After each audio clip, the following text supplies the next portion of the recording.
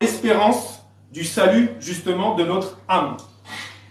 Et on verra dans la conclusion, justement, on fera une prière. Donc je commence. Premier point. C'est quoi le salut? Pourquoi je parle du salut de notre âme aujourd'hui? Et s'il n'y a rien de plus important. Déjà, la définition, comme vous allez voir dans le dictionnaire, le salut, il est écrit le fait d'échapper à la mort, au danger, de garder ou recouvrer un état heureux, prospère. Deuxième définition, fait d'être sauvé du péché et de la damnation. Donc ça me correspond assez, ces définitions, parce qu'en effet, pour le salut, c'est le fait d'être sauvé, que notre âme soit sauvée justement de cette damnation éternelle, due à la désobéissance du péché originel. Mais il n'y a qu'une vérité pour avoir ce salut. Et la définition de l'âme, c'est un principe spirituel de l'être humain, conçu dans la religion comme séparable du corps,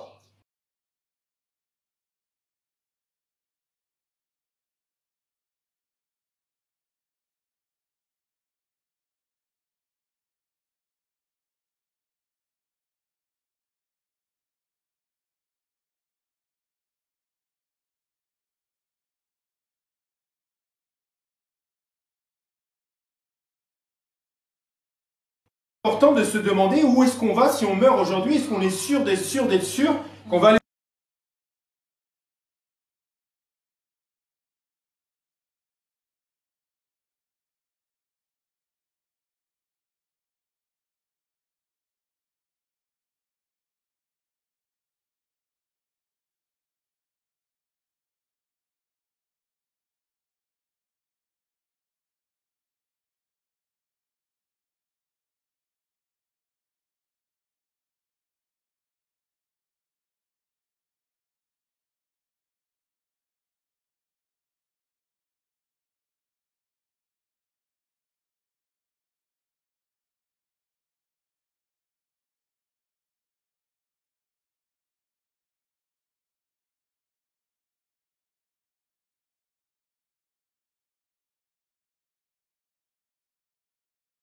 l'animosité, tout ça, ça siège dans l'âme.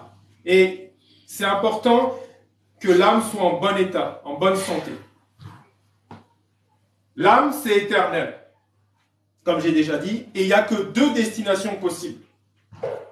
Soit on va au ciel, le paradis, la paix éternelle avec le Seigneur, soit on va en enfer, la honte éternelle, et ça ne s'arrête jamais.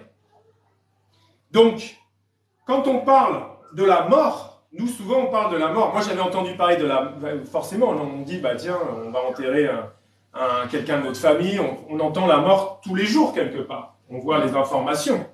Mais avant de rencontrer le Seigneur, je n'avais pas du tout conscience qu'il y avait quelque chose après. Oui, j'avais entendu des histoires de gens qui avaient fait du coma, j'avais entendu certaines choses. Mais quand le Seigneur est venu, c'était automatique. Je savais que mon âme avait été sauvée. Et quand vous mourrez sur cette planète, en fait, la mort n'est qu'une séparation du corps et de l'âme. C'est pour ça que même quand on prie pour que quelqu'un ressuscite, en fait, qu'est-ce qui se passe? L'âme revient dans le corps. C'est pour ça qu'on entend même des gens qui sont morts 1 jour, 2 jours, 3 jours. Moi, je connais 2 personnes qui sont mortes plusieurs heures et leur âme est revenue dans leur corps. C'est une grâce. Mais ce qui est important aujourd'hui, c'est de savoir, mon frère, ma sœur, si tu meurs aujourd'hui, où va passer ton éternité? Ton âme va aller où? Le salut de l'âme. Donc, c'est quoi le salut? On a vu, c'était quoi? C'est le fait donc d'échapper à la mort éternelle, à la damnation, et de pouvoir être sauvé dans un lieu qui s'appelle le paradis. C'est ça le salut. Mais pourquoi? Parce que quand on avait désobéi, justement, Dieu a dit quoi? Si tu fais ça, le péché originel, tu mourras. C'est la mort éternelle. C'est l'âme qui est loin de Dieu pour toujours dans un lieu qu'on appelle l'enfer, que Dieu avait créé à la base pour des êtres spirituels, le tiers d'ange déchu et Lucifer. L'enfer n'était pas créé pour l'homme à la base. C'est simplement parce que nous avons désobéi. allons un peu plus en profondeur dans la connaissance du salut. La parole, elle nous dit, dans Josué chapitre 1, verset 8, que ce livre, donc ce livre, c'est la parole de Dieu, c'est la Bible qu'on appelle aujourd'hui, et sachez que c'est la parole de Dieu. De Genèse à Apocalypse, c'est la parole de Dieu qui a été écrite par le Saint-Esprit à travers des hommes. Et que ce livre de la loi, donc Josué 1,8, ne s'éloigne point de ta bouche. Médite-le jour et nuit, pour agir fidèlement selon tout ce qui est écrit. Car c'est alors que tu auras du succès dans tes entreprises, c'est alors que tu réussiras. Là, on arrive dans des vacances. Beaucoup de gens vont avoir des vacances. Donc plus de temps libre peut-être. Parce que juillet-août, on sait qu'on a beaucoup de vacances. Et moi, j'ai un conseil à vous donner. Méditez la parole. Si vous avez une Bible, super. Sinon, achetez-en une et commencez à lire la Bible. Parce que c'est justement ce que veut pas le diable. Le diable, il veut vous voir profiter de ce monde, ne pas méditer la parole pour ne pas vous rapprocher du Seigneur, vous éloigner de Dieu pour toujours. Et si on meurt, on est séparé de Dieu pour toujours. La parole de Dieu, elle dit aussi dans Osée 4, 6, mon peuple, il dit mon peuple, hein. Il dit pas un peuple, il dit mon peuple, il est triste le Père, est détruit, parce qu'il lui manque la connaissance. Puisque tu as rejeté la connaissance, je te rejetterai. Et tu seras dépouillé de mon sacerdoce, puisque tu as oublié la loi de ton Dieu. Vous voyez, il a expliqué dans Josué 1,8 que ce livre de la loi ne s'éloigne pas. Et là, il est en train de dire, tu as oublié la loi de ton Dieu. J'oublierai aussi tes enfants. Ce qui est important de comprendre, c'est que Dieu nous a laissé sa parole. Il faut méditer la parole. Parce que c'est cette parole-là qui va vous attirer aussi vers le Seigneur. Et c'est pour ça que quand on est de nouveau, quand on devient enfant de Dieu, on a une soif. On a une soif, on lit la Bible du matin au soir. On a vraiment besoin de lire la parole. Il est écrit, parce que n'oublions pas quelque chose. En moyenne, 109 personnes meurent chaque minute dans ce monde. Imaginez que sur ces 109 personnes, toute personne qui n'est pas devenue enfant de Dieu, qui n'a pas reçu Jésus dans son cœur, le Saint-Esprit n'est pas venu vivre en lui, il est condamné. C'est triste, mais c'est une vérité qu'on doit annoncer, parce que c'est la vérité de l'Évangile, c'est la vérité de Jésus-Christ de Nazareth. Actes chapitre 4, verset 12 nous dit quelque chose d'important.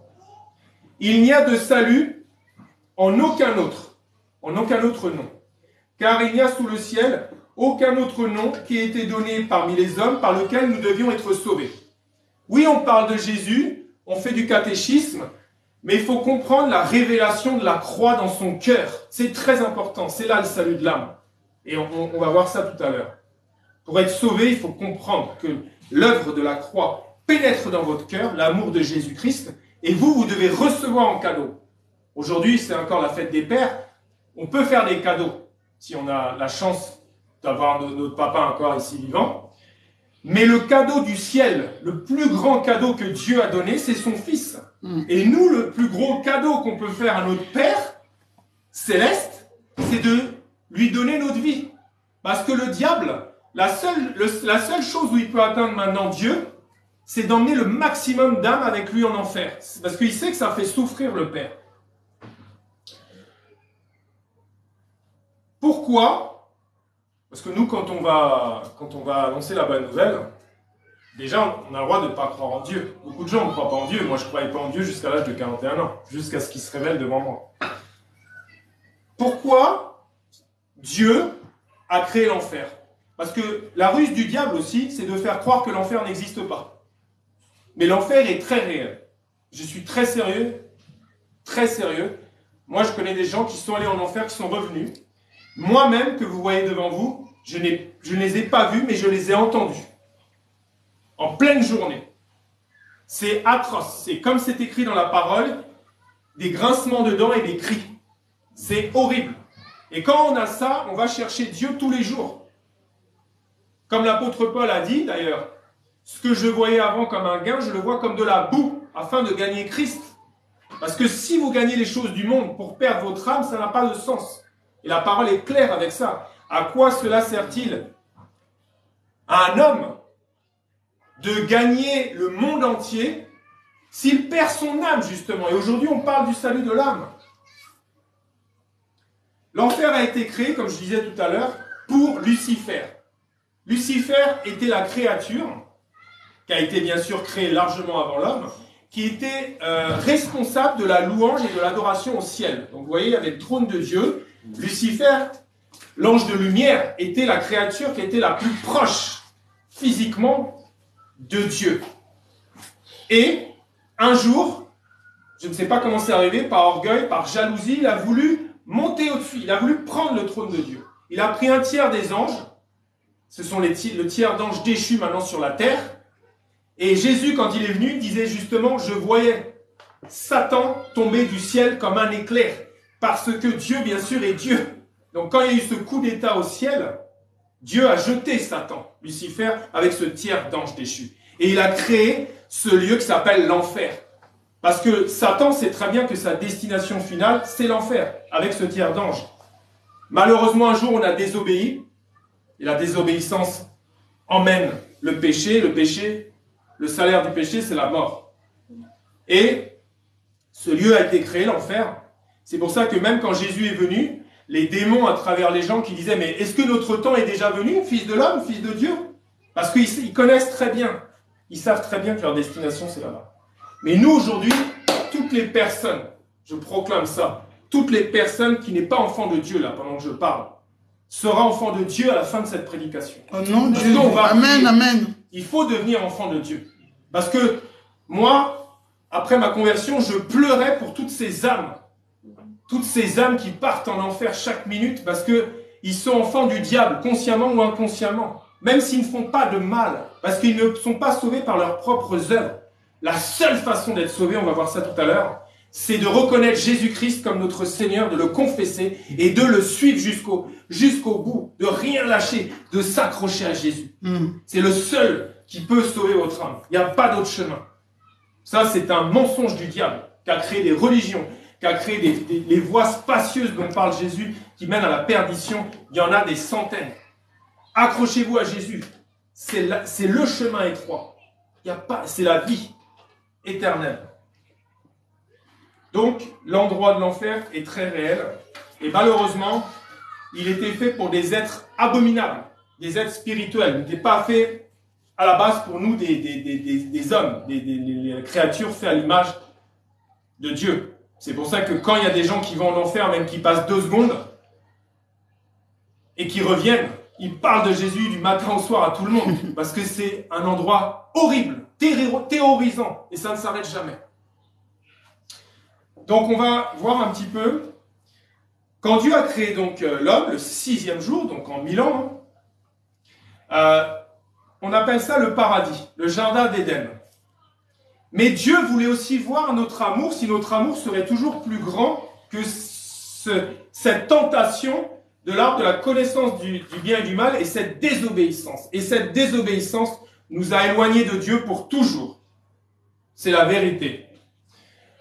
Adam, il faut savoir qu'Adam parlait avec son père comme on se parle entre père et fils ici ou comme entre amis. Il se parlait comme ça. Mais le jour où il y a eu ce péché, cette désobéissance, même les yeux d'Adam se sont ouverts et de Ève, mais sur le mal, la connaissance du bien et du mal. Parce qu'ils étaient nus avant, ils n'en avaient pas honte. Et dès qu'ils ont commencé à manger de ce fruit, il y a eu cette séparation. Ils ont eu honte d'être nus, ils ont commencé à se mettre un truc de figuier, bref, des feuilles de figuier, et ils étaient séparés de Dieu déjà, puisque Dieu les cherchait, il ne les trouvait pas. Adam, tu es où? Et nous, c'est ça qui nous arrive aussi. C'est tant que Dieu, vous ne l'avez pas accepté, vous ne pouvez pas entendre sa voix. On peut aller à l'église le dimanche, on peut vivre des choses, mais on n'entend pas la voix de Jésus tous les jours, on ne sent pas sa présence, parce que nous sommes séparés de lui depuis la chute de l'homme. Et le Père a dit, Dieu Tout-Puissant, il a dit, mais qui t'a appris que tu étais nu? As-tu mangé de l'arbre dont je t'avais défendu? Il a dit, oh, et voilà, et ça c'est la chute. Mais il faut comprendre que on pourrait en parler des heures, parce que tout est écrit dans la parole de Dieu. Dieu avait un plan rédempteur, et on va y arriver, c'est le merveilleux plan de Dieu. Parce que nous ne pouvions pas nous sauver nous-mêmes. C'était impossible. Puisque l'âme est dans le sang, et le sang passe de génération en génération. Ça veut dire que toute l'humanité était souillée. Et toute l'humanité devait être séparée de Dieu pour toujours, à part quelques prophètes, comme Abraham, comme Moïse, comme Élie, qui étaient dans un lieu qu'on appelle le séjour des morts. Et Jésus a d'ailleurs, quand il a les 3 jours où il est mort, il a récupéré les clés de la mort, il a annulé toutes les condamnations, Amen. Il a libéré d'ailleurs le séjour des morts. Ça veut dire qu'il n'y a plus de séjour des morts aujourd'hui. Amen. Amen. Donc, quand vous lisez la parole de Dieu, vous voyez que même en peu de temps, il y a plus de 600 prophéties écrites dans la parole qui ont eu lieu là en quelques années. Tout est vrai et tout arrive et tout s'accélère. Le Seigneur a dit qu'il allait mourir, qu'il allait ressusciter au 3e jour, qu'il se montrerait, il s'est montré 40 jours. Il est parti en disant... Il est mieux pour vous que je m'en aille, je vais vous envoyer le consolateur, c'est le fameux Saint-Esprit. Quand on devient enfant de Dieu, c'est la marque qu'on est enfant de Dieu. Mais le réel Saint-Esprit, parce que le diable est tellement rusé aussi avec ça. Et il a dit qu'il allait revenir. Et moi, je vous affirme, en tant que le serviteur, avec beaucoup d'humilité, du Dieu d'Abraham, d'Isaac et de Jacob, comme on aime dire, que Jésus revient très bientôt. Jésus revient, c'est pas des blagues. Il a dit qu'il allait revenir comme un voleur. Il y a beaucoup de gens qui parlent du retour de Jésus en ce moment. Sachez que Jésus va revenir comme au temps de Noé. Pour que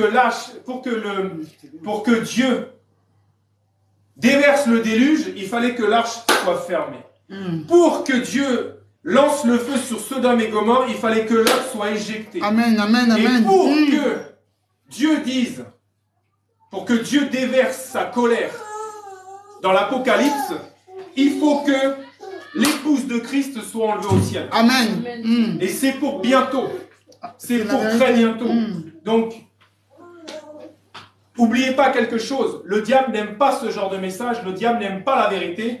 Parce que le diable, il se frotte les mains quand il voit des centaines de millions de personnes qui sont dans les voies spacieuses de la perdition, à profiter du monde, à être dans la religion, à être dans des dogmes, à être dans des sectes, à être dans des fausses croyances, parce que lui, il est là, il se frotte les mains, il se dit, j'en emmène plein avec moi. Parce que lui, de toute façon, il sait où il va, et il connaît sa destination finale. Quand on retourne dans la Genèse, par rapport à ce péché, vous voyez, c'est Genèse, chapitre 2, versets 16 et 17. L'Éternel Dieu donna cet ordre, c'est un ordre à l'homme. Tu pourras manger de tous les arbres du jardin, mais tu ne mangeras pas de l'arbre de la connaissance du bien et du mal, car le jour où tu en mangeras, tu mourras. C'est la mort spirituelle, parce que la Bible c'est spirituel. C'est la mort spirituelle de Dieu avec les hommes et de toute la race humaine. Et gloire à Dieu, parce que là on va arriver sur le point 3, le plan rédempteur de Dieu. Amen. Et là, dès qu'on dit ça, on pense à Jésus. Parce que Jésus-Christ est venu et il a carrément tout accompli à la croix, il a changé le sort de l'humanité. Parce qu'au temps de Noé, il n'y a que 8 personnes qui sont tombées qui sont allées dans cette arche. Imaginez, on ne sait pas combien de millions de personnes il y avait au temps de Noé.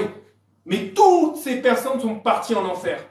Il n'y en a que 8 qui ont été sauvées. Parce que la porte de l'arche fermée, ça représentait le salut. Donc, là on est sur le point 3, pardon, le merveilleux plan rédempteur de Dieu à travers son Fils.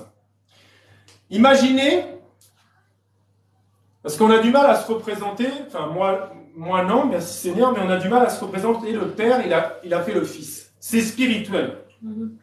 C'est pas comme nous. Nous, pour avoir charnellement un enfant, il faut un père et une mère. Ça, c'est physique. Mais le Père, le Dieu Tout-Puissant, pour engendrer son Fils, en fait, il a engendré sa parole. C'est pour ça qu'il est dit au commencement, était la parole était avec Dieu, le Père et le Fils, mais ils sont qu'un, il a été engendré, et forcément la parole aussi est Dieu. Amen. Parce que, comme je dis, personne d'ici présent, ou vous sur Facebook ou sur TikTok, vous allez pouvoir dissocier votre parole de vous. Si vous vous déplacez, ma parole me suit en fait. Amen. Partout où je vais, ma parole vient avec moi. Je suis fait à l'image de Dieu. Et il faut comprendre quelque chose. Nous sommes créés par Dieu. Mais nous ne sommes pas enfants de Dieu à la naissance. C'est un mensonge du diable. Comment un père parfait, parce qu'il est dit même dans la parole, méchant comme vous êtes, qui savez déjà donner de bonnes choses à vos enfants, à plus forte raison le père parfait là-haut, si vous lui demandez aujourd'hui de devenir son enfant, il va le faire. Et si vous lui demandez son Saint-Esprit, parce que ton règne vienne, c'est le Saint-Esprit, il va vous le donner aujourd'hui. C'est obligatoire. Après, il fait ce qu'il veut. On voit dans Proverbe, chapitre 8, verset 30. Écoutez bien, parce qu'on lit les Proverbes, mais moi, ce verset m'avait beaucoup marqué. J'étais à l'œuvre auprès de lui, et je faisais tous les jours ses délices, jouant sans cesse en sa présence. Donc imaginez, Jésus est en train de jouer avec les anges. Il joue, c'est incroyable quand même. Vous imaginez Jésus, la parole de Dieu, il jouait avec Jésus, il faisait la joie de son Père. Après, on voit que dans la Genèse, on dit Dieu 3 fois saint. Si vous relisez la Genèse, vous verrez que il est toujours écrit, il y eut un soir et il y eut un matin. C'est pas il y a un matin, il y a un soir. C'est pour ça qu'il faut prier la nuit. Parce que la nuit, il se passe beaucoup de choses. Les sorciers prient la nuit. Nous, les chrétiens, on doit se lever aussi la nuit. Amen. Il y a un soir, il y a un matin, ce fut le premier jour. Dieu dit que la lumière soit et la lumière fut. C'est les 5 premiers jours. Mais le 6e jour, je vais lire le verset, Genèse chapitre 1, verset 26, puis Dieu dit, faisons. Il n'a pas dit Dieu dit, faisons. Ça veut dire ils sont déjà Père, Fils, Saint-Esprit pour faire cette créature qui est extraordinaire. Parce que tu es une créature merveilleuse. Tu es la prunelle des yeux de Dieu. Tu as de l'importance, mon frère, ma soeur, pour Dieu. T'es sa plus belle création. Dieu, quand il a été trahi par cette désobéissance, mais il a été triste dans son cœur. Il s'est senti blessé de voir Satan qui s'amusait comme ça avec ses enfants, qui s'étaient séparés de lui. Faisons l'homme à notre image, selon notre semblance. C'est pour ça qu'on a la parole, on a l'esprit, et en fait on est en 3 aussi, puisque nous sommes corps, âme, esprit. Dieu nous a fait à son image, et qu'il domine sur les poissons de la mer, sur les oiseaux du ciel, sur le bétail, sur toute la terre, et sur tous les reptiles qui rampent sur la terre. Rien n'a été fait sans la parole. Ça, c'est une révélation qui est importante. Le Père, donc Dieu, c'est un mystère, mais il n'y avait rien avant lui, c'est l'infini. Il faut comprendre que il a engendré sa parole, et vu qu'il a dit Dieu dit, et c'est par sa parole qu'il a tout fait. C'est pour ça qu'il est dit que rien de ce qui a été fait n'a été fait sans lui, sans Jésus-Christ. Il est la parole de Dieu. Tout ce que vous voyez autour de vous, que ce soit tout l'univers, les étoiles, l'infini, ça a été fait par Jésus-Christ, par la parole de Dieu. Parce qu'à la base, il ne s'appelle pas Jésus au ciel. Quand il est venu sur la terre par l'ange messager, Gabriel, il a dit, tu auras un fils que tu appelleras, donc dans l'évangile de Matthieu, c'est Emmanuel, Dieu est parmi nous, et dans les autres évangiles, c'est Jésus. Jésus veut dire Dieu délivre, Dieu sauve. Et quand on me demande qui est Jésus, je dis c'est le Christ du Seigneur. C'est le Messie de Dieu. C'est le plan rédempteur de Dieu. Parce que si Dieu n'était pas descendu à condition d'homme pour faire couler son sang, pour être pendu au bois et crucifier sa parole, c'était les 3 conditions, notre destination c'était l'enfer. Et oui, gloire à Jésus-Christ. Il nous a donné sa vie. Il a remplacé, en fait, c'est lui qui a pris ta place, mon frère, ma soeur, sur cette croix. Nous étions tous des enfants de colère. des enfants du diable. Mais par le sacrifice de la croix, il a dit tout est accompli. Toi, tu as juste un truc à faire aujourd'hui. Accepter Jésus pour avoir le salut de ton âme. Et il n'est pas dans la religion, il est dans la relation d'amour. Il est écrit, on le sait, il est l'alpha et il est l'oméga de toutes choses. Donc Jésus-Christ, c'est l'infini de tout en fait. Et étant donné que Dieu ne peut pas mentir à sa parole encore, puisqu'il n'est pas un homme pour mentir, il faut comprendre que quand Dieu dit quelque chose, il ne peut pas revenir jamais en arrière. Amen. C'est pour ça que quand il avait dit, si tu manges de ce fruit, tu mourras. C'était scellé en fait. C'était scellé. Et je vais vous faire une révélation importante. Quand Dieu dit au serpent ancien, Lucifer, qui a tenté Ève, il y aura une postérité de ta femme, d'une femme, pardon, elle t'écrasera la tête. Et toi, tu lui mordras le talon. Il faut comprendre que c'est la révélation de la croix. Satan avait compris qu'il y avait la postérité d'une femme parce que Dieu devait venir à condition d'homme. La nature, corps, âme, esprit, il n'avait pas de corps à la base. Pour crucifier sa parole. Et c'est pour ça que Satan, si vous relisez la Genèse, a fait coucher les femmes de l'époque avec les fils de Dieu. Les fils de Dieu dont parle la Genèse, c'est les anges déchus. Et ça a fait des géants, les héros de l'Antiquité. Mais heureusement, Dieu a trouvé une famille intègre à cette époque, la famille de Noé. Parce que si Noé n'avait pas été là, franchement, je me suis toujours posé la question, peut-être que, déjà on ne serait pas arrivé là, mais peut-être que toute l'humanité serait partie en enfer. Donc le plan parfait de Dieu, c'est d'avoir donné son Fils unique. Et la croix, c'est la parole de Dieu, faite chair, crucifiée, pendue au bois, enfant de colère que nous étions. Il a dit, Père, je vais prendre leur place parce que moi je suis saint. Maudit soit celui qui soit pendu au bois. Il a pris ta place. Il a pris ta place qui t'était réservée. Et il est écrit, il n'y a pas de pardon de péché sans effusion de sang. Le sacrifice ultime a eu lieu. On n'a plus besoin d'égorger de moutons, d'agneaux, rien. Puisque Jésus est Dieu lui-même, il a fait couler son sang. Et faites des recherches d'ailleurs sur le sang de Jésus. Si vous pouvez aller sur YouTube et vous faites stupéfiante découverte du sang de Jésus et vous verrez que ce sang a été retrouvé et que les gens qui ont analysé ce sang en Israël, quand ils ont vu les résultats, ils ont tous donné leur vie au Seigneur parce que ce sang est tellement unique qu'il est humain, il est vivant et il n'a que 24 chromosomes. Amen, alors que nous tous ici présents et vous tous qui m'écoutez, vous avez tous 46 chromosomes. Même si vous avez un problème, si vous êtes trisomique, je ne sais quoi, c'est un problème sur un chromosome. Mais tous les êtres humains ont 46 chromosomes. 22 autosomes du père physique, 22 autosomes de la mère physique, et le chromosome sexuel X et le chromosome sexuel du père XY ou XX. Voilà. Jésus n'a que 24 chromosomes parce qu'il a 22 autosomes d'une femme qui s'appelait Marie pour qu'il puisse avoir un corps, le chromosome sexuel de Marie et un chromosome qui vient directement du Père, le Saint-Esprit.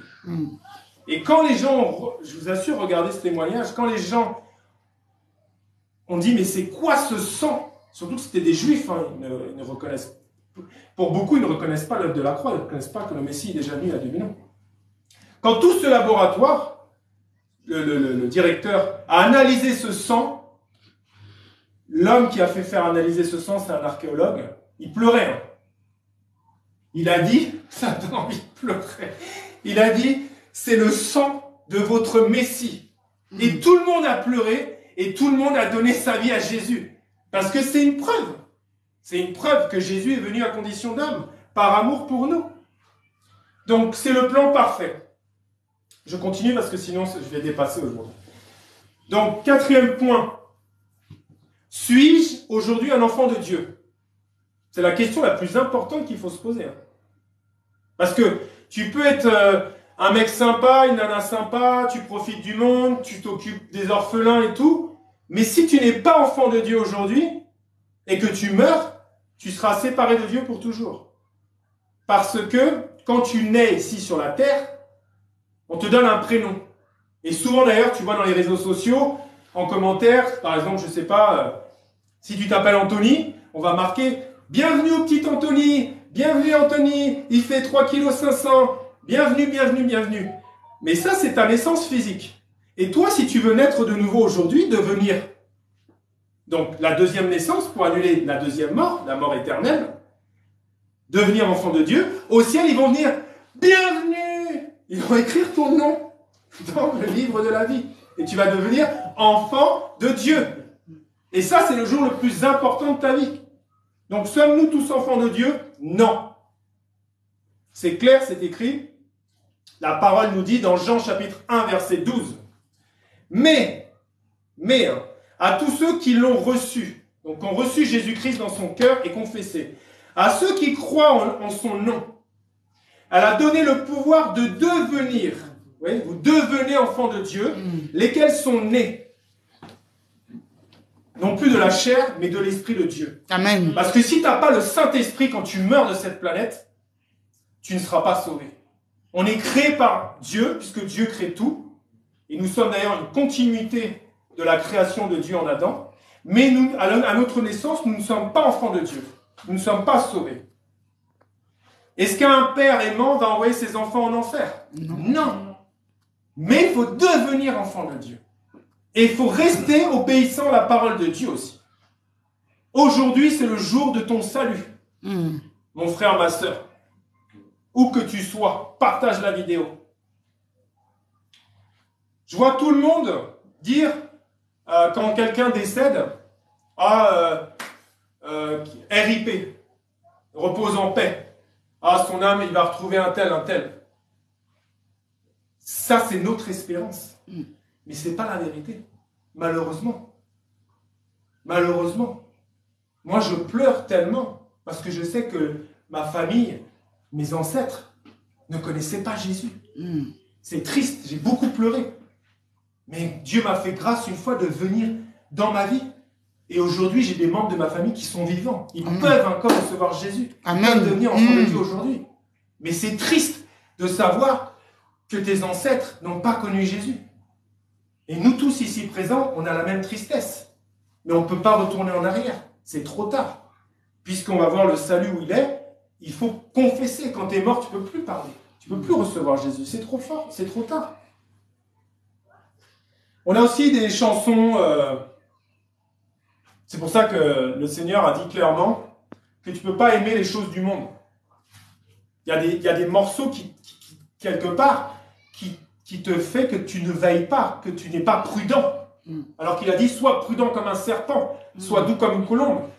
Et combat le bon combat de la foi, persévère jusqu'au bout pour être sauvé. Des musiques comme « On ira tous au pas ». Mais c'est faux. C'est le contraire de la parole de Dieu. Jésus a dit, efforce-toi de rentrer par le chemin étroit. C'est dur, c'est difficile d'aller au ciel. C'est pas une chose facile. Pourquoi le Seigneur a dit qu'il faut continuer, il faut se battre, il faut tout abandonner, il faut suivre Jésus. Mais ton âme a coûté Christ à la croix. Il n'y a pas de chose plus importante que ton âme aille au ciel. Vous voyez, dans Luc 13, 24, d'ailleurs, il dit, efforcez-vous d'entrer par la porte étroite. Car je vais vous le dire, beaucoup chercheront à entrer et ne le pourront pas. Donc ça n'a rien à voir avec cette chanson. Aller au paradis, dans le royaume des cieux, c'est devenir enfant de Dieu. Et quand tu deviens enfant de Dieu, c'est pour ça que le Seigneur a dit, tu deviens déjà étranger sur cette planète. Tu es co-héritier en Christ, héritier du royaume de Dieu. Tu n'appartiens plus déjà. Tu es un voyageur ici, tu n'appartiens plus à ce monde, puisque le prince de ce monde, c'est Satan. Il dit, oh tiens, j'en ai perdu un. Il y en a un qui est devenu enfant de Dieu, il est plus dans mon royaume là. Qui c'est qui a fait ça? Qui c'est qui lui a fait confesser là? Qu'est-ce qui se passe? Il est en panique, le diable. Oh, c'est tac, tiens. Et maintenant, lui, il va être utilisé aussi pour les faire confesser. Tiens, tac, 10, 15. Donc c'est important. Nous, on doit se lever en tant qu'enfants de Dieu qui connaissons la vérité. On doit se lever plus que jamais parce que le Seigneur revient bientôt. Le Seigneur va nous aussi nous demander des comptes. Puisque c'est clair, ça on va voir aussi si le salut est éternel. On doit œuvrer pour lui. Parce qu'on connaît la vérité. Aller au paradis, donc, c'est devenir un enfant de Dieu, être disciple de Christ. J'insiste beaucoup. Hein. Chrétien vient d'un mot, Christos, petit Christ, donc petit enfant, justement, de petit frère de Jésus-Christ. Donc, forcément, si Jésus est le Fils de Dieu, si toi, quand tu vis la nouvelle naissance, tu deviens enfant de Dieu, ben forcément, tu as un grand frère qui s'appelle Jésus. C'est logique. Mais il faut devenir enfant de Dieu. C'est important. Et le mot chrétien, donc, est venu il y a 2000 ans à Antioche. C'était les disciples de Jésus. Ils suivaient Jésus. Jour et nuit, ils suivaient. Il leur dit, désormais, vous vous appellerez chrétiens. Mais il faut suivre Jésus, il faut être disciple, il faut obéir à sa parole. Il faut obéir à ses... faut le chercher jour et nuit, il faut vivre pour lui. C'est ça, être disciple. On verra ce que c'est d'ailleurs d'être un disciple de Jésus. Être disciple de Jésus, regardez, d'ailleurs, on va commencer là. Il a dit, si quelqu'un vient à moi, donc vous devenez enfant de Dieu, vous acceptez Jésus, il vous prend dans ses bras d'amour, il demande au Père de prendre un livre, il écrit votre nom dans le livre de la vie. Parce que quand on meurt, au jugement dernier, des livres vont être ouverts. Mais si tu n'as pas ton nom inscrit dans le livre de la vie, tu n'es pas sauvé. C'est ça le jugement. Et la bonne nouvelle aujourd'hui, c'est qu'aujourd'hui, Jésus et le Père, la prière qu'on va faire, il va prendre ce livre, il va dire, ah regarde, lui il va devenir enfant de Dieu. Ah, il y aura plus de joie dans le ciel. C'est ça. Il a dit, si quelqu'un donc vient à moi, et s'il ne hait pas son père, sa mère, sa femme, ses enfants, ses frères et ses sœurs, et même sa propre vie, il ne peut pas être mon disciple. Donc il ne peut pas être chrétien. C'est pour ça qu'il faut mettre Dieu avant tout. Parce que le mot haïr, là, c'est dans une version, il ne faut pas haïr tes parents, il ne faut pas haïr tes enfants. Ça, c'est pas bien. Mais ce que ça veut dire, c'est qu'il faut que tu mettes Dieu en première place dans ton cœur. Il faut qu'il soit devant tout. Devant tes richesses d'ici du monde, que de toute façon tu ne vas pas emmener au ciel. De toute façon tu ne partiras pas avec. Il faut que Jésus-Christ prenne sa première place par son Saint-Esprit.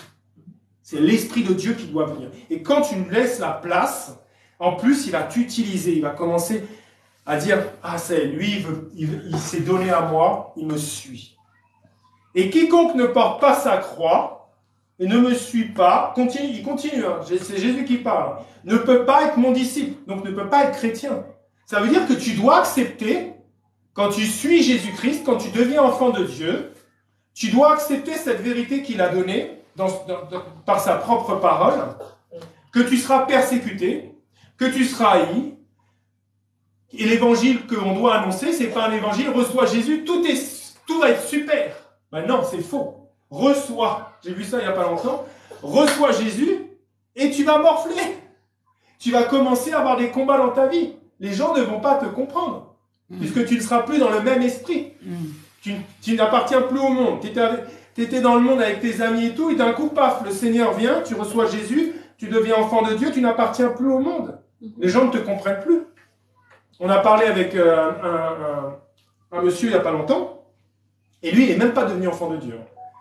Mais juste parce qu'il a arrêté de boire, il s'est dit, je suis en mauvaise santé, il faut que j'arrête de boire, tous ses amis l'ont rejeté.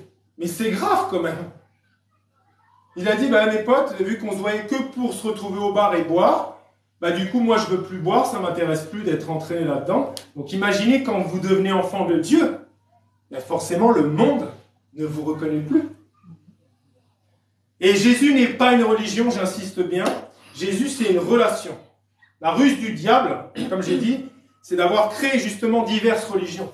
Comment il peut y avoir plusieurs vérités? C'est bizarre. Il n'y a qu'une vérité pour être sauvé. Il n'y a qu'un chemin. Donc, on continue. Comment être sauvé? Ça, c'est important. Donc, suis-je un enfant de Dieu? Comment devenir enfant de Dieu?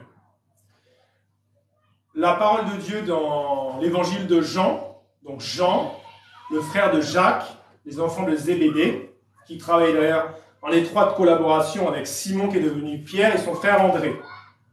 Ils pêchaient des poissons et maintenant ils sont devenus pêcheurs d'hommes, gagneurs d'âmes. C'est ça être disciple de Jésus, si c'est d'aller gagner des âmes pour notre roi des rois, pour le Père qui est là-haut, parce que c'est notre travail. Il a dit, allez annoncer la bonne nouvelle. Attention téléphone. Faites de toutes les nations mes disciples. Il dit ça à ses enfants. Il dit ça à ses disciples. Il dit ça aux chrétiens. Regardez comment le diable est rusé. La religion. Ah ben la foi, c'est personnel. Tu gardes ça chez toi, tu dis pas. C'est le contraire de ce que nous dit Jésus. Allez annoncer la bonne nouvelle. Parle de moi, parle de ce que j'ai fait pour toi. Témoigne. C'est important. C'est ton travail en tant qu'enfant de Dieu. Cherche les choses du royaume des cieux avant toute chose.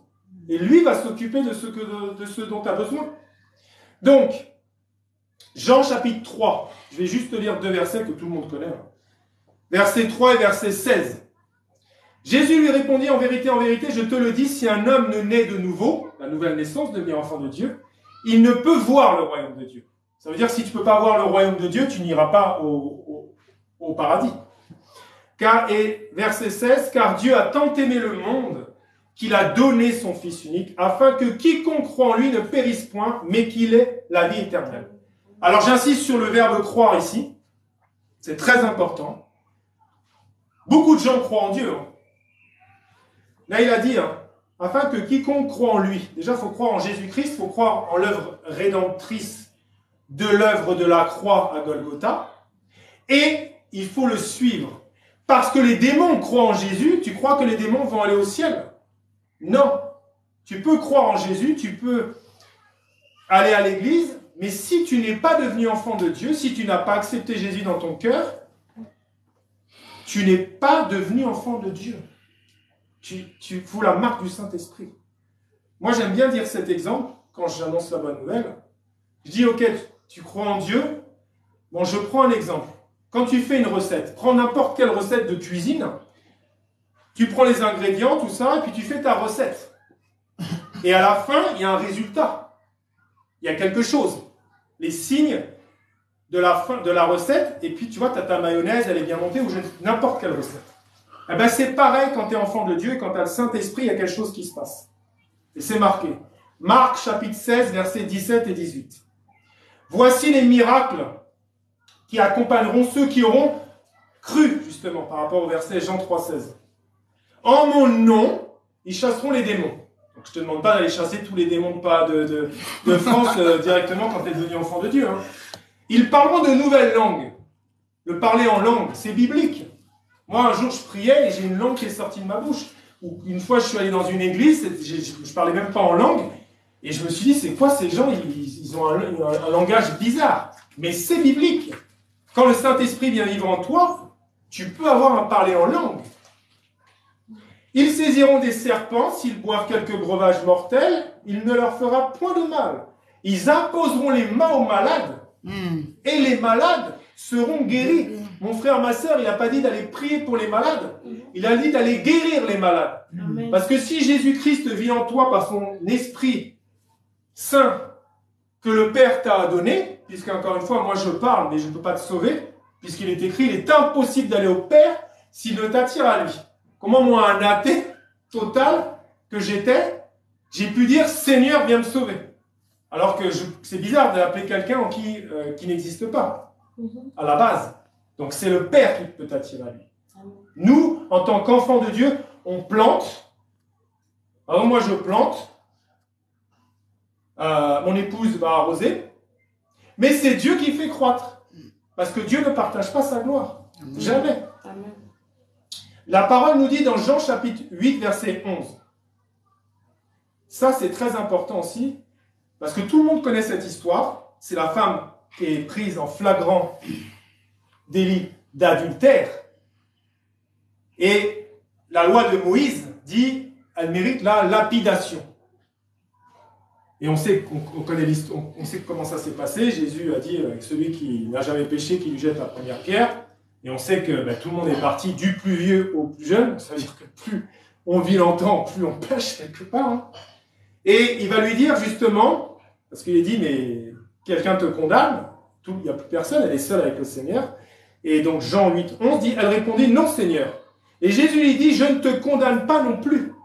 Va et ne pêche plus. On ne peut pas devenir enfant de Dieu et continuer dans le péché conscient. Oui, on a des péchés inconscients, on a besoin d'une transformation, on a besoin d'être bien modelé par le Seigneur, par le Père. Mais par contre, tu ne peux pas continuer à être dans le péché. Si le Saint-Esprit te convainc que tu es en train de pécher, que tu es dans la fornication, je ne sais quoi, dans la pudicité, dans des choses qui ne plaisent pas, tu dois sortir de ça. Surtout que le Seigneur va t'aider, en fait. Donc, le salut, c'est reconnaître Jésus. Et on priera tout à l'heure. Point numéro 5, très important. Dieu est amour. Dieu est amour, puisque de toute façon, si on résume la parole de Dieu, en un mot, c'est amour. Aimer, pardonner, pardon. Mais, il est justice aussi. Comme dit une chanson, c'est indissociable. Parce que il aime son nom, à cause de son saint nom. Notre Père qui es aux cieux, que ton nom soit sanctifié. C'est quoi le nom de Dieu? Dans le point 5, Exode 34, 14 nous dit: tu ne te prosterneras point devant un autre Dieu, car l'Éternel porte le nom de jaloux, il est un Dieu jaloux. Deutéronome chapitre 6, verset 15. Car l'Éternel ton Dieu est un Dieu jaloux au milieu de toi. La colère, écoutez, la colère de l'Éternel ton Dieu s'enflammerait contre toi et il t'exterminerait de dessus la terre. Moi, je suis un exemple vivant que vous avez devant vous. Quand le Seigneur est venu, la paix totale, des délivrances, des guérisons à travers mon nom, tout ça. Mais, par manque de sagesse, d'intelligence, j'ai mis ma confiance, j'ai fait passer des choses avant Dieu. Et j'ai bien compris qu'il est amour, mais qu'il est très jaloux aussi. Parce qu'il veut sa première place. Amen. Ça, c'est clair. Et Dieu est le même. Le Dieu, là, dans l'Ancien Testament, c'est le même aujourd'hui, et c'est le même pour toujours. La parole nous dit dans Jacques chapitre 1, verset 17, « Toute grâce excellente et tout don parfait descendent d'en haut, du Père des Lumières, chez lequel il n'y a ni changement, ni ombre de variation. » Mon frère, ma sœur, comme une prédication que j'ai vue, Mets ta foi en Dieu seul, de nos collaborateurs EMC TV, Dieu ne partage pas sa gloire. Ah, Dieu veut 100% de toi. Amen. Et le diable, quand tu te tournes vers d'autres dieux, des minuscules, le diable, il est très content. Et le diable fait des miracles à travers des fausses croyances, à travers des choses, pour que tu te tournes justement vers d'autres noms. Aujourd'hui, je ne vais pas parler, parce que ce n'est pas l'ordre du jour, je ne vais pas parler de Marie, qui est la mère de Jésus, mais le diable a utilisé ce nom pour que beaucoup de gens se tournent. Mais Jésus n'a jamais demandé ça. Jésus a dit clairement, personne, nul, ne vient à Dieu, que ce soit dans la prière ou le salut de ton âme, que par moi, que par Jésus-Christ. Il n'y a qu'un seul Dieu et un seul médiateur, 1 Timothée chapitre 2, verset 5, un seul médiateur entre les hommes et Dieu, c'est Jésus-Christ. Et Dieu est jaloux. Dieu n'aime pas. Mais c'est facile de critiquer ça. Mais on peut avoir des dieux aussi dans nos cœurs. Tiens. Donc, il faut vraiment mettre Jésus avant toute chose dans nos cœurs. La parole, elle nous dit clairement que donc Dieu est un Dieu jaloux. Il n'aime pas que tu fasses passer autre chose dans ton cœur que lui en première place. Et surtout, si aujourd'hui, quand on va faire la prière, parce que Dieu est miséricordieux, tu te prosternais devant je ne sais quoi, devant un nom, quel qu'il soit, tu avais des statues chez toi ou je ne sais quoi, des images. Dans la prière, quand on va demander pardon au Seigneur, parce qu'on manquait de connaissances, Osée 4.6, parce que le diable ne voulait pas que tu entendes la vérité aujourd'hui. Le diable ne veut pas que tu lises ta parole, ne veut pas que tu lises la Bible. C'est ça.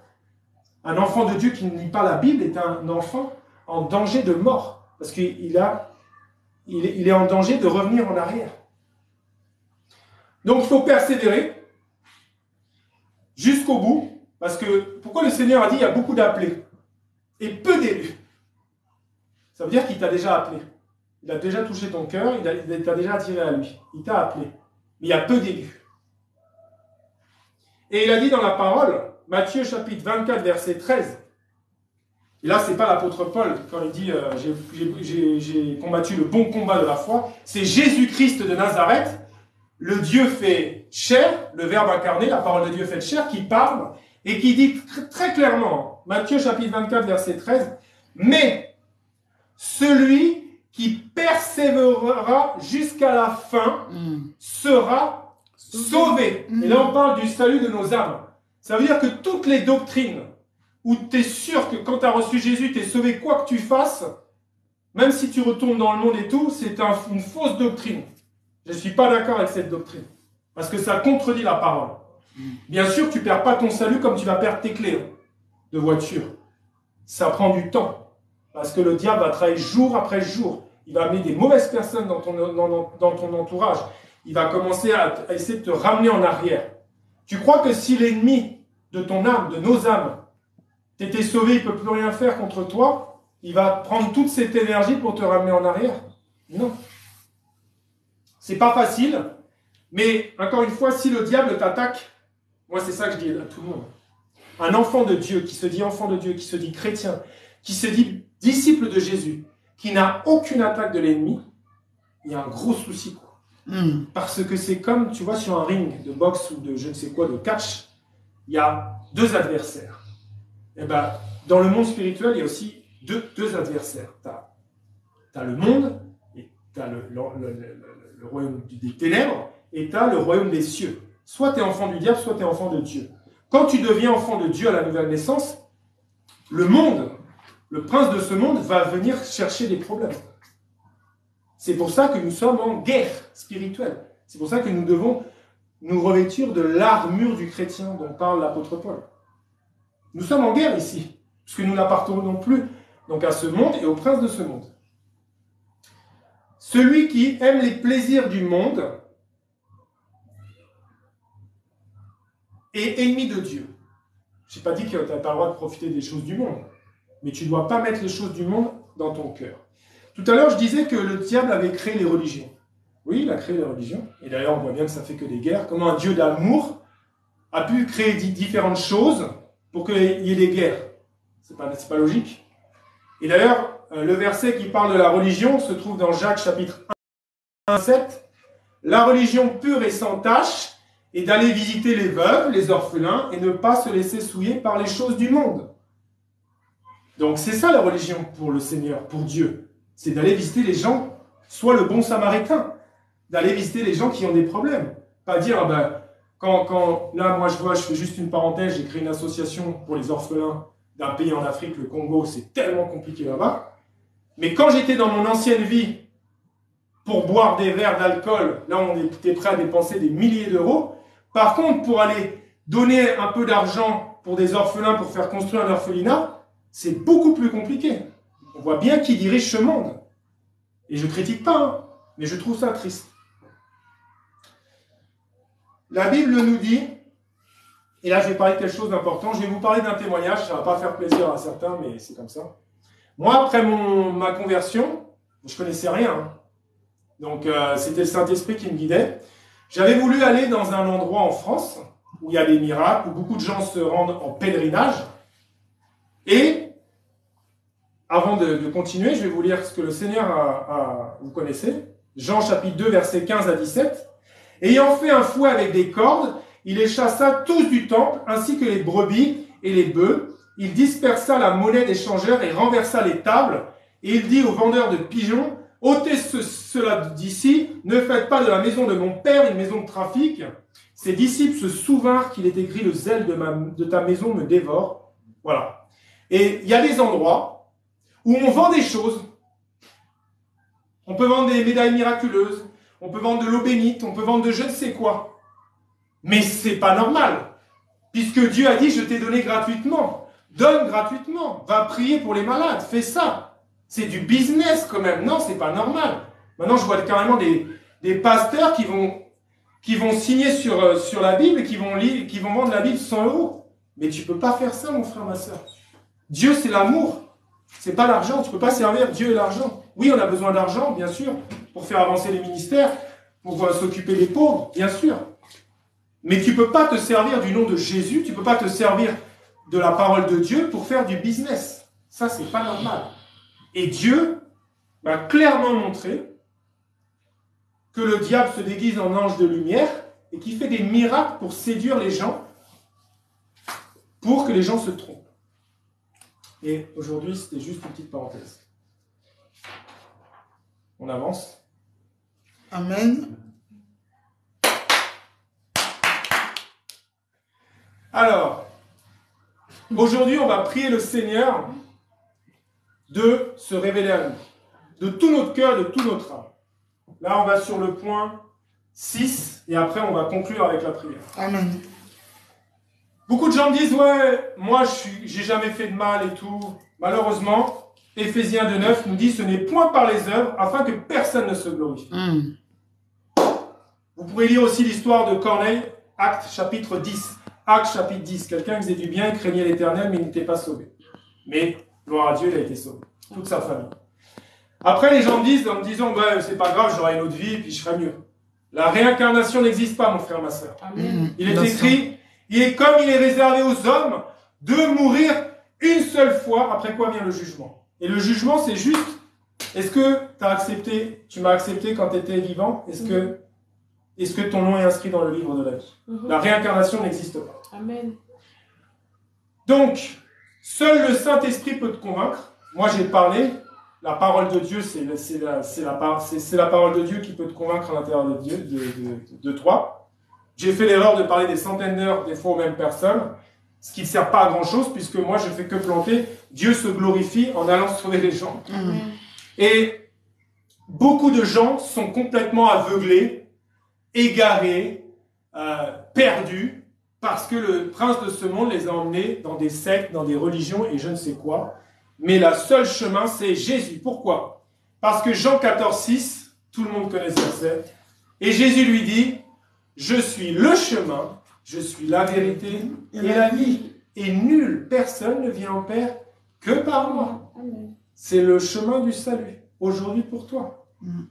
Donc on va bientôt prier. Je t'explique juste qu'il est écrit dans Romains chapitre 10, versets 9 et 10. C'est ça le salut de ton âme, mon frère, ma soeur. Si tu confesses, il faut le vivre, de ta bouche. La bonne nouvelle, entre parenthèses, j'ai vu une femme de 102 ans il y a 3 mois confesser Jésus. Elle a reçu le Saint-Esprit, elle a été baptisée en immersion, elle a été sauvée. Donc aujourd'hui, ça peut être ton tour. Amen. Si tu confesses de ta bouche le Seigneur Jésus, et si tu crois dans ton cœur que Dieu l'a ressuscité des morts, tu seras sauvé. Le salut de ton âme aujourd'hui. Car c'est en croyant du cœur qu'on parvient à la justice, et c'est en confessant de la bouche qu'on parvient au salut selon ce que dit l'Écriture à laquelle on doit obéir. J'avais écrit plusieurs choses, mais je vais accélérer. Donc, on va venir à Christ aujourd'hui, on va prier, et on va le suivre. Parce que c'est le seul qui peut t'emmener au ciel. N'oublie jamais que Saul de Tarse, l'apôtre Paul, il est devenu, a appelé Jésus 4 fois son sauveur, mais 70 fois son Seigneur. Parce que quand tu aimes quelqu'un qui a tout donné pour toi, il a donné sa vie sur cette croix pour toi, pour que toi, tu puisses être sauvé, tu le suis, et tu suis sa parole. En fait, j'ai envie de pleurer quand je pense à l'œuvre de la croix. Pardonnez-moi. C'est tellement grand ce que Dieu a fait sur cette croix. Et n'ajoutez rien à la parole et n'y ôtez rien non plus. C'est écrit dans la parole. Donc, c'est la fête des papas. Et aujourd'hui, on va faire un cadeau au Dieu d'Abraham là-haut. Parce que c'est clair, il a dit dans sa parole, Luc 15, 7. De même, je vous le dis, il y aura plus de joie dans le ciel pour un seul pécheur qui se repent que pour 99 justes qui n'ont pas besoin de repentance. Mais tu n'es justifié par le sang de Jésus. Et aujourd'hui, on va prier pour que tu deviennes un enfant de Dieu. Amen. Parce que ça va le papa là-haut, il va sauter sur son trône. Oh. Avec tous les anges qui vont danser au ciel pour un seul pécheur. Parce que tu étais certainement sur des voies qui mènent à la perdition inconsciemment. Parce que tu ne connaissais pas la vérité. Moi, je vous aime beaucoup, hein, frères et sœurs. Mais Jésus vous aime tellement qu'il a donné sa vie pour vous d'une manière parfaite. Donc, on va prier. Merci Seigneur. Déjà, je te rends grâce, Père, pour ce moment. Je prie, Seigneur, que tu as dit, Père éternel, que nous plantions, que nous arrosions, mais c'est toi qui fais croître, Seigneur. Et moi, je prie, Seigneur, qu'à travers cette prière que nous allons faire ensemble, que tu ailles toucher les gens là où ils sont, Seigneur, que tu ailles sauver les âmes, Seigneur. Parce que, Père, tu as dit, il y a plus de joie dans le ciel pour un seul pécheur qui se repent, Seigneur, et que tu étais venu pour redonner la vue aux aveugles spirituels. Merci Jésus, parce que je sais que tu vas agir puissamment à travers cette prière. Merci Jésus. Maintenant, là où tu es, tu peux te mettre à genoux. Je ne vais pas mettre à genoux, sinon tu ne vas plus me voir sur la caméra. Mais tu peux répéter cette prière pour recevoir Jésus aujourd'hui et pour devenir enfant de Dieu. Tu peux répéter. Seigneur Jésus, aujourd'hui, ici et maintenant, je te demande pardon pour tous mes péchés. Je te remercie infiniment pour ton sacrifice à la croix. Je t'ouvre les portes de mon cœur et je te reçois comme mon Seigneur et mon Sauveur personnel. Merci d'inscrire mon nom dans le livre de la vie et de me donner la vie éternelle. Fais de moi une personne agréable qui te suive jusqu'au bout. Seigneur Jésus, aujourd'hui, je confesse que je suis devenu un enfant de Dieu.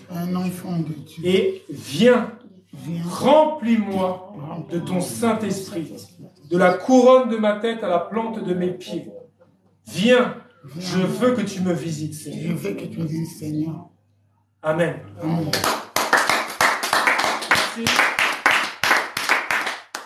Soyez bénis. Soyez bénis. Bye bye.